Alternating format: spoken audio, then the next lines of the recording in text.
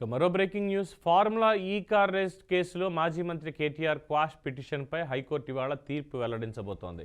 తనపై ACB case కొట్టివేయాలి అన్న పిటిషన్పై ఇటీవల వాదనలు ముగిశాయి. తీర్పు వెల్లడించే వరకు కేటీఆర్ని అరెస్ట్ చేయొద్దు అని హైకోర్టు ఆదేశాలు ఇచ్చింది. ఇవాళ ఉదయం 10:30 తీర్పు వెల్లడించబోతోంది హైకోర్టు. క్వాష్ పిటిషన్పై ధర్మాసనం ఎలాంటి తీర్పు ఇస్తుందోనని సర్వత్రా ఉత్కంఠ నెలకొంది. అయితే నిన్న చూసాం, కేటీఆర్ ఏసీబీ విచారణకి హాజరవుతానని చెప్పి వెళ్లారు. కానీ తన లాయర్ని తనతో పాటు విచారణకు అనుమతించకపోవడంతో తిరిగి వెనక్కి వెళ్ళిపోవడం అనేది జరిగింది. దీని మీద మెమో దాఖలు చేసేందుకు కూడా ఏసీబీ ప్రయత్నాలు చేస్తోంది అన్నటువంటిది కూడా తెలుస్తున్నటువంటి అంశం. అట్ ద సేమ్ టైం ఈరోజు దీనికి సంబంధించి ముఖ్యంగా ఈ తీర్పు ఏం వెలువరిస్తుంది, అరెస్ట్ చేయొద్దు అని చెప్పారు. నిన్న కూడా అరెస్ట్ చేయడానికి కాదు, విచారించడానికే తీసుకెళ్లామంటూ పోలీసులు కూడా చెప్పడం జరిగింది. మరి దీనికి సంబంధించి క్వాష్ పిటిషన్లో ఏ విధమైనటువంటి తీర్పు వస్తుంది, విచారణ ముందుకు సాగుతుందా, అరెస్ట్ కూడా జరిగేటువంటి అవకాశాలు ఏమైనా ఉన్నాయా అనేది తెలియాల్సినటువంటి అంశం. ఇక ఇదే అంశానికి సంబంధించి మా ప్రతినిధి మహేందర్ పూర్తి సమాచారం అందిస్తారు. మహేందర్. ఎస్ పవన్, నేడు హైకోర్టు తీర్పుపై సర్వత్రా ఉత్కంఠ అయితే నెలకొంది. ఇప్పటికే కేటీఆర్ క్వాష్ పిటిషన్ పై తెలంగాణ హైకోర్టు తీర్పు అయితే వెలువరించనుంది. కేటీఆర్ క్వాష్ పిటిషన్ పై ఇటీవల వాదనలు ముగిసాయి అయితే విషయం అయితే మనకు తెలుసు. మరి ఈ వాదనలో కేటీఆర్ క్వాష్ పిటిషన్ కొట్టేయాలని ఏసీబీ కోర్టును కోరింది. మరి ఇరుపక్షాల వాదన అనంతరం కోర్టు తన తీర్పును అయితే రిజర్వ్ ఉంచింది. తీర్పు వెల్లడించే వరకు కేటీఆర్ అయితే అరెస్ట్ చేయవద్దని కూడా చెప్పడం జరిగింది. మరి నేడు హైకోర్టు తీర్పుపై సర్వత్రా ఉత్కంఠ అయితే నెలకొన్న పరిస్థితి. నేడు 10:30 సమయంలో హైకోర్టు తీర్పు వెలువరించబోతుంది. అంటే మరి కాసేపట్లోనే హైకోర్టు తీర్పు వెల్లడించబోతుంది. ఇప్పటికే కేటీఆర్ ఏసీబీ విచారణకు లీగల్ టీమ్ తో వెళ్లడం, తన వెంట లీగల్ టీం అనుమతించకపోవడంతో ఏసీబీ విచారణకు హాజరు కాలేదు. మరి విచారణ అంశాన్ని ఏసీబీ కోర్టు కూడా తీసుకెళ్లింది. నేడు తీర్పు మీదే ఎమ్మెల్యే కేటీఆర్ ఆశలైతే పెట్టుకున్నాడు. ఫార్ములా ఈ కేసు ఏసీబీ 2 సంస్థలు దర్యాప్తు, ఇటు ఈడీ అటు ఏసీబీ 2 దర్యాప్తు చేస్తున్నాయి. కోర్టు తీర్పు నేపథ్యంలో ఈ రోజు విచారణ అయితే ఈడీ విచారణకు హాజరు కాలేదని ఈ కేటీఆర్ అయితే ఈడీకి తెలిపలేదు. మరి కేటీఆర్ రిక్వెస్ట్ ని ఆమోదించిన ఈడీ ఇక తదుపరి విచారణ తేదీ అయితే ప్రకటించలేదు. మరి ఈ రోజు మరి కాసేపట్లో కేటీఆర్ భవితవ్యంపై పూర్తిగా క్లారిటీ రానుంది. మరి నిజంగా ఏదైతే ఫార్ములా ఈ రేస్ కేసులో జరిగినటువంటి అవకతవకల విషయం, అలాగే మొత్తంగా కేటీఆర్ చేసినటువంటి, ఎందుకంటే దాదాపు 1 కాదు 2 కాదు 56 కోట్ల ప్రజాధనం అనుకోవచ్చు. చాలా వరకు కూడా ఇన్ని కోట్ల రూపాయలు ఎలా ప్రభుత్వ అనుమతి లేకుండా, జీవో లేకుండా ఎట్లా స్వయం ప్రతిపత్తిని ఎలా తీస్తారు, ఎలా ఖర్చు పెడతారు, ఇవ్వాలన్నా ఒక జీవో, ఒక ప్రభుత్వం అన్నాక, ప్రజాప్రభుత్వం అన్నాక చాలా వరకు ఒక అదుపు ఉంటుంది. కానీ 56 కోట్ల రూపాయలు అయితే ఇదంతా కూడా జరిగింది. మరి దీంట్లో A1 గా ఉన్న కేటీఆర్ విచారణకు అయితే రావడం జరిగింది. మరి క్వాష్ పిటిషన్ కూడా కోర్టులో వేయడం జరిగింది. మరి కాసేపట్లో అయితే ఆయన జడ్జిమెంట్ అయితే ఆయన వేసినట్టు కేసు జడ్జిమెంట్ అయితే రాబోతుంది.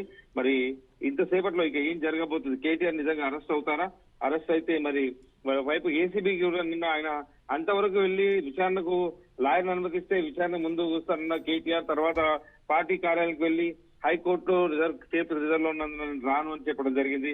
మరి అన్నిటికీ అదే చూపిస్తున్న తను, మరి లేకపోతే తిరిగి వెళ్ళినటువంటిది తాను ఇప్పుడు హైకోర్టు తీర్పు పైన పూర్తిగా ఆశలు పెట్టుకున్న పరిస్థితి ఉంది. మరి హైకోర్టు ఏం తెలుబోతుంది, కేటీఆర్ కు ఊరట లభిస్తుందా, ఉచ్చు బిగుస్తుందా అనేది మరి కాసేపట్లో తేలినుంది. న్యాయవాదుల సలహాతో ఆయన అయితే ఇప్పటికే నిన్న నుంచి కూడా తనతో పాటే ఉంటున్న పరిస్థితి కనిపిస్తుంది. మరి నిన్న సాయంత్రం కూడా ఏసీబీ అధికారులు తను ఉన్నటువంటి విల్లాకు వెళ్లారని కూడా తెలిసింది. మరి ఇప్పటి వరకు అయితే ఆ విషయాలు అయితే ధృవీకరించలేదు పార్టీ కానీ ఇటు అధికారులు కానీ. మరి నోటీసులు ఇచ్చారని కూడా వాస్తవాలు తెలుస్తున్నాయి.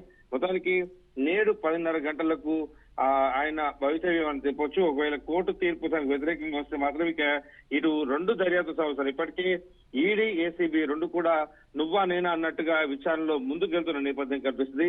కోర్టు తీర్పు కనుక ఒకవేళ కేటీఆర్ కు ప్రతికూలంగా వస్తే మాత్రం ఇక 2 దర్యాప్తు సంస్థల విచారణ ఆయన ఎదుర్కోవాల్సి వస్తుంది. ఆ తర్వాత పరిణామాలు కూడా రాష్ట్రంలో పెను మార్పులు రాజకీయంగా పెను మార్పులు వచ్చే అవకాశం ఉంటుంది. ఎందుకంటే ఒక్కసారి అరెస్టు అయితే ఇక ఖచ్చితంగా దానిపైన విచారణలు ఉంటాయి. ఒకదాని ఒకరు కేసులు పడే అవకాశం ఉంటుందని కూడా చెప్పడం జరిగింది. సో ఈ నేపథ్యంలో మరి కాసేపట్లో అంటే 10:30 గంటలకు హైకోర్టు నేను తీర్పు వెలువరించబోతుంది. కేటీఆర్ పిటిషన్ పైన అంటే కేటీఆర్ దీంట్లో ఇంతవరకు ఇన్క్లూడ్ అయి ఉన్నాడు. మరి కేటీఆర్ చెప్పిన వాటిని కోర్టు సమర్థిస్తుందా లేకపోతే ప్రభుత్వం పూర్తిగా సాక్ష్యాలతో కేటీఆర్ కోర్టు ముందు పెట్టిన నేపథ్యం. మరి అయితే ఒక పాయింట్ మహేందర్ ఇప్పుడు నిన్న ఏసీబీ విచారణకి పిలిచారు పోలీసులు, ఏసీబీ విచారణకి వెళ్తున్నాను అని చెప్పి కేటీఆర్ అన్నారు, అందరూ ఓకే అనుకున్నారు. అలాగే at the same time quash petition ఈరోజు తీర్పు వస్తుంది అన్న నేపథ్యంలో అప్పటి వరకు అరెస్ట్ చేయొద్దు అని చెప్పినప్పుడు కేవలం లాయర్ని పర్మిషన్ ఇవ్వలేదు అన్నటువంటి ఒక పాయింట్లో విచారణకు హాజరు కాకుండా వెనక్కి వచ్చేయడం పట్ల అభిప్రాయం ఎలా ఉంది బయట? అంటే నిన్న ఒక డ్రామా పెట్టి డైవర్సిటీ చేసి టైపాస్ చేయడమే ఉద్దేశంగా నిన్న ఆ వ్యవహారం అంతా నడిచిందని చెప్పొచ్చు. ఎందుకంటే అక్కడ కోర్టుకు 300 మీటర్ల పరిధిలో దూరంలో ఆయన ఆగడం, పోలీసులకు లాయర్ని అనుమతిస్తే నేను వెళ్తాను లోపలికి అని చెప్పడం జరిగింది. కానీ లాయర్ని అనుమతించక నేను వెళ్ళను అని చెప్పేసి తను చెప్పాల్సింది అక్కడ ఉన్నటువంటి ఏఎస్పీకి ఎవడో ఇచ్చి తను పార్టీ హౌస్కి వెళ్ళినది. సో ఆ లాయర్ని అనుమతిస్తారా లేదా మరి కోర్టుకైతే హాజరు కాదు, ఏసీబీకి అయితే కోర్టుకైతే ఆయన హాజరు కాలేదు. కానీ ఒకవేళ అనుమతించుంటే వరకు ఏసీబీ ముందుకు వెళ్ళేవాడా లేక ఇలాంటిది ఏమైనా అక్కడ ఒక అవకాశం తరగా ఉంది. ఇంతలోనే పార్టీ ఆఫీస్కి వచ్చి పూర్తిగా నా లాయర్ నాకు అనుమతించలేదు కాబట్టి నేను వెళ్ళలేనని చెప్పకుండా పార్టీ ఆఫీస్కి వచ్చిన తర్వాత హైకోర్టులో తన తీర్పు ఏదైతే క్వాష్ పిటిషన్ తీర్పు ఉందో అది రిజర్వ్ లో ఉంది కాబట్టి నేను ఆ తీర్పు వచ్చే వరకు నేను ఏసీబీకి సహకరించను అనేటట్టుగా తను చెప్పడం జరిగింది. సో ఒక డ్రామా అనేది నిన్నైతే అక్కడ నడిచింది. ఒక రోజు అయితే గడిచిపోయిన పరిస్థితి ఉంది. మరి నేడు అదే మరి ఏం జరగబోతుంది నిన్న తన మాటలు మాట్లాడడం జరిగింది.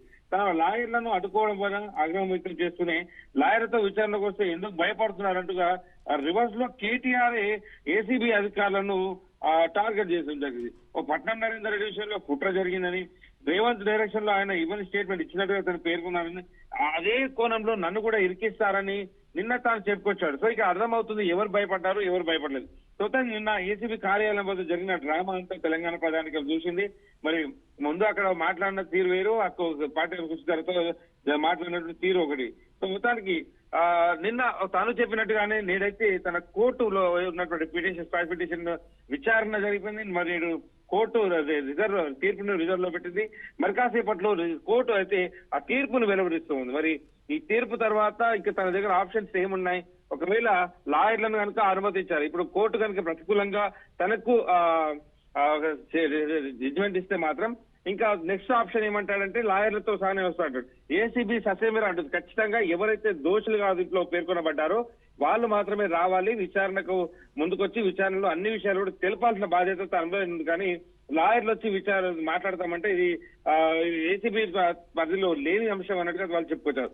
సో ఆప్షన్ 1 అనేది మరి కాసేపట్లో వెళ్ళబోతుంది. మరి ఆప్షన్ 2 కి ఖచ్చితంగా కేటీఆర్ కట్టుబడి ఉంటాడా, మరి కట్టుబడి ఉంటే ఏసీబీ విచారణలో ఏం తేలనుంది, ఏసీబీ అంతగా ఎందుకు ఈ కేసు పైన దృష్టి పెట్టింది, దీని అనుబంధంగా అటు ఈడీ కూడా ఎందుకు రంగంలో దిగింది, 2 దర్యాప్తు సంస్థలు నువ్వా నేనా అన్నట్టుగా ఇటు కేటీఆర్ ను విచారించేందుకు ముందుకు వస్తున్నాయి. మరి కేటీఆర్ నిన్న ఏదైతే ఏసీబీకి పార్టీ ఆఫీస్కి వెళ్ళిన తర్వాత చెప్పాడో అదే విషయాన్ని ఈడీకి కూడా చెప్పి ఈడీ దగ్గర సమయం తీసుకున్న పరిస్థితి. ఇంకా ఈడీ మాత్రం ఎటువంటి విషయాలు ఏంటంటే నెక్స్ట్ నోటీస్ అనేది ఇంకా ఏది జనరేట్ చేయలేదు. కేటీఆర్ ఏదైతే నా తీర్పు నేను ఇచ్చినటువంటి హైకోర్టులో స్క్వాష్ పిటిషన్ ఏదవుతుందో ఆ తీర్పు వెలువడుతుంది, నాకు సమయం కావాలంటే ఈ రోజు తను ఈడీ ముందు కూడా హాజరవ్వాల్సి ఉంటుంది. కాబట్టి ఈడీకి అయితే తను లేఖ రాయడం, ఈడీ తను లేఖ రాసిన దానికి కట్టుబడి సమయం అయితే ఇవ్వడం జరిగింది. కానీ తదుపరి విచారణ ఎప్పుడు అనేది మాత్రం ఇంకా ఈడీ చెప్పలేదు. అయితే ఏసీబీ మాత్రం నిన్న జరిగిన పరిణామాల దృష్ట్యా మరోసారి నోటీస్ అయితే ఇచ్చిందని మాత్రం తెలిసిన అధికారికంగా బయటికి రాలని అంశం. సో ఏది సరే ఏసీబీ తర్వాత నోటీస్ ఇచ్చినా సరే దాంట్లో సరే ఖచ్చితంగా ఈ రూల్ అయితే ఉంటుంది, ఏది అడ్వకేట్ అని మాత్రం అనుమతించబోమని. సో ఇదంతా మొత్తంగా కూడా హైకోర్టులో రిజర్వ్ లో ఉన్నటువంటి తీర్పు పైనే ఇదంతా ఆధారపడి ఉంది. మరి కాసేపట్లో హైకోర్టులో కనుక కేటీఆర్ కు ప్రతికూలంగా తీర్పు వెలువడితే మాత్రం ఖచ్చితంగా తెలంగాణలో రాజకీయ పరిణామాలు చాలా వరకు వేగవంతంగా మారే అవకాశం అయితే కనిపిస్తుంది. ఇప్పటికే కాంగ్రెస్ పార్టీ చాలా వరకు శ్వేతపత్రాలు విడుదల చేసింది, ఇటు పవర్ పాయింట్ ప్రజెంటేషన్లు పెట్టింది, కాళేశ్వరం నుంచి ఐటీ వరకు చాలా వరకు అన్నిట్లలో కూడా దోషులుగా వీళ్ళు బీఆర్ఎస్ వాళ్ళు ఉన్నారు కేసీఆర్ కుటుంబమే ఉంది అన్నట్టుగా వాళ్ళు చెప్పడం జరిగింది. మరి ఇన్నాళ్ళుగా విచారణ జరిపి కాళేశ్వరం పైన కూడా ప్రత్యేక కమిటీ కూడా వేసింది. సో ఇవన్నీ అంశాలు ఒక్కసారి కేటీఆర్ అరెస్ట్ అయితే మరి ఇవన్నీ రంగంలోకి తీసుకొస్తారా? సో ఇవన్నీ కూడా చాలా వరకు రాజకీయంగా మలుపులు తిరిగే అవకాశం ఉంది.